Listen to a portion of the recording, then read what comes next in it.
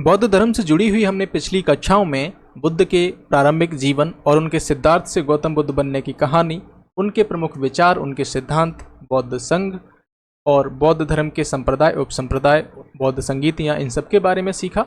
अगर आपने वो क्लासेस नहीं देखी हैं तो इससे पहले वाली क्लास का लिंक यहाँ पर दिया है, वो आप देख सकते हैं वहाँ जाकर। उसके बाद आप बौद्ध साहित्य पढ़ सकते हैं। अगर आपको बौद्ध साहित्य ही पढ़ना है तो इस क्लास में आप सभी का स्वागत है। बौद्ध साहित्य। बौद्ध साहित्य की उत्पत्ति सिद्धार्थ गौतम बुद्ध की शिक्षाओं से हुई, जिन्होंने अपने शिष्यों को मौखिक रूप से उपदेश दिए। मौखिक परंपरा के माध्यम से संरचित इन शिक्षाओं को बाद में त्रिपिटक में संकलित किया गया, जिन्हें तीन टोकरी भी कहा जाता है, जो बौद्ध धर्म ग्रंथों की नींव बने। अब त्रिपिटक क्या है? त्रिपिटक जो है पाली भाषा में लिखे गए बौद्ध ग्रंथ हैं। त्रिपिटक के अंतर्गत तीन ग्रंथ आते हैं, सुत्त पिटक, विनय पिटक और अभिधम्म पिटक। अब सबसे पहले यहाँ समझिए, सुत्त पिटक, इसमें बुद्ध की शिक्षाएं हैं। विनय पिटक में भिक्षुओं के लिए जो नियम होते थे वो थे, और अभिधम्म पिटक में बौद्ध धर्म का दार्शनिक विश्लेषण है। तो ये बेसिक डिफरेंस है इन तीनों पिटकों में। सुत्त पिटक में बुद्ध की शिक्षाएं, विनय पिटक मतलब बुद्ध के जो भिक्षु हैं उनके नियम, और अभिधम्म पिटक में दार्शनिक विश्लेषण।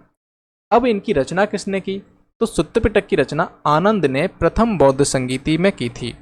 ठीक है, पहली बौद्ध संगीति कहाँ हुई थी, मुझे कमेंट में बताइए।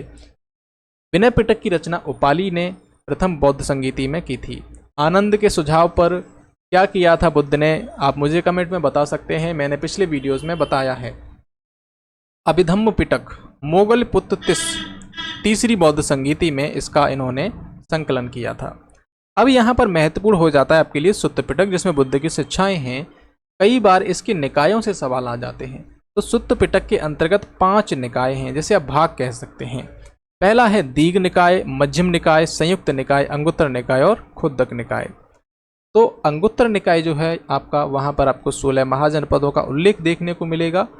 खुद्दक निकाय के अंतर्गत जातक कथाएं, जिन्हें आप कहते हैं बुद्ध के पूर्व जन्म की कहानियाँ, ये देखने को मिलेंगी।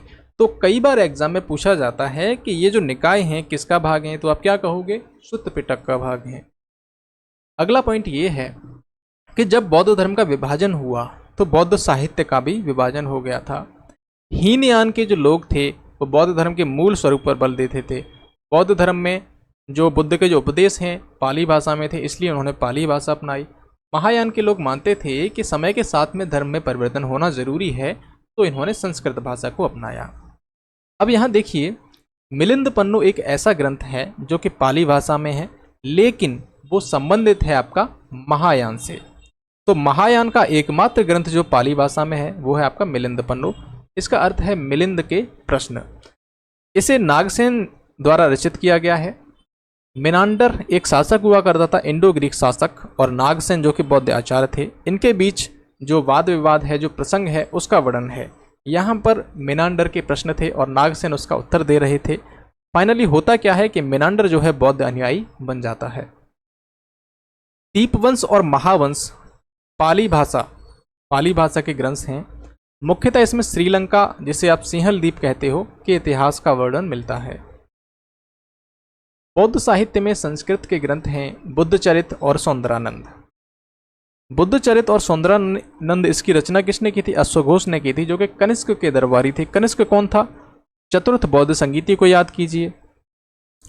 अश्वघोष ने ही सारिपुत्त प्रकरण, इसकी भी रचना की है। बुद्धचरित जो है बुद्ध की जीवनी मानी जाती है। मध्यमिका कारिका, प्रज्ञा पारमिता कारिका, और ये किसने रचा है? नागार्जुन द्वारा। महाविभाषा शास्त्र वसुमित्र ने इसको लिखा था। वसुमित्र उपाध्यक्ष थे किस बौद्ध संगीति के? ध्यान में लाइए, नहीं आ रहा ध्यान, पिछले वीडियोस को देखिए। अन्य ग्रंथ ललित विस्तार महायान से संबंधित है। प्रज्ञा पारमिता सूत्र महायान से संबंधित है। विशुद्धि मग थेरवाद से संबंधित है। सर्वस्तिवाद विनय संघभूति द्वारा रचित है। सर्वस्तिवाद संप्रदाय के लिए मठवासी आचार संहिता की रूपरेखा प्रस्तुत की। सर्वस्तिवाद उप संप्रदाय है किसका? बौद्ध धर्म का।